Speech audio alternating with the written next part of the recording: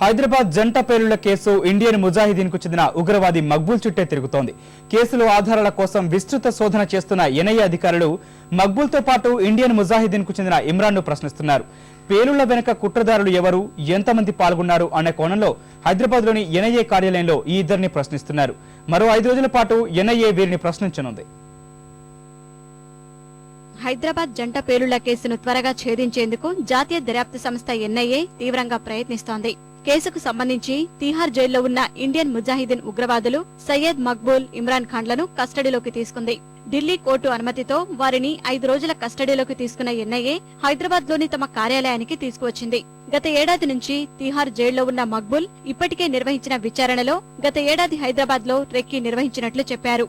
ఆబిడ్స్, బేగం బజార్, దిల్సుఖ్ నగర్ లో motor సైకిళ్లపై recce నిర్వహించామని తెలిపాడు. Indian Mujahideen వ్యవస్థాపకుల్లో ఒకరైన ఉగ్రవాది యాసిన్ భక్తల్ కు మక్బూల్ సన్నిహితుడు కావటంతో ఈ పేలుళ్లకు కూడా వారే కుట్ర పన్ని ఉంటారని ఎన్ఐఏ అనుమానం వ్యక్తం చేస్తోంది. ఈ కోణంలోనే దర్యాప్తు ముమ్మరం చేసిన ఎన్ఐఏ 2009 తర్వాత మక్బూల్ ఎవరెవరిని కలిసి ఉంటాడనే అంశం సహా తీహార్ జైల్లో అతడిని కలిసిన అనుమానితుల వివరాలను కూపీలాగేందుకు ప్రయత్నిస్తోంది.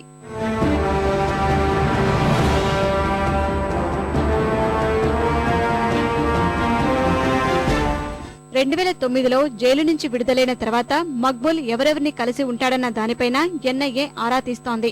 తీహార్ జైల్లోనూ అతన్ని కలిసిన అనుమానితులకు సంబంధించి కూపీలాగేందుకు ప్రయత్నిస్తోంది.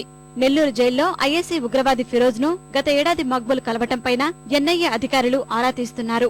దిల్సుఖ్ నగర్ పేలుళ్లకు సంబంధించి ఎవరెవరు కుట్ర పన్నారు, పాల్గొన్నది ఎవరన్న విషయాలు మక్బూల్ కు తెలిసి ఉండొచ్చని అనుమానం వ్యక్తం చేస్తున్న ఎన్ఐఏ ఈ దిశగా అతన్ని ప్రశ్నిస్తున్నట్టు తెలుస్తోంది.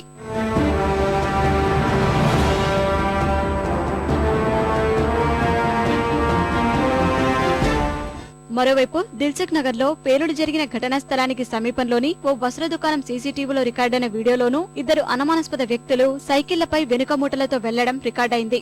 వీరిలో ఒకరు ఇండియన్ ముజాహిదీన్ కు చెందిన ఉగ్రవాది తబ్రేజ్ అయి ఉండవచ్చని అనుమానాలు వ్యక్తమవుతున్నాయి.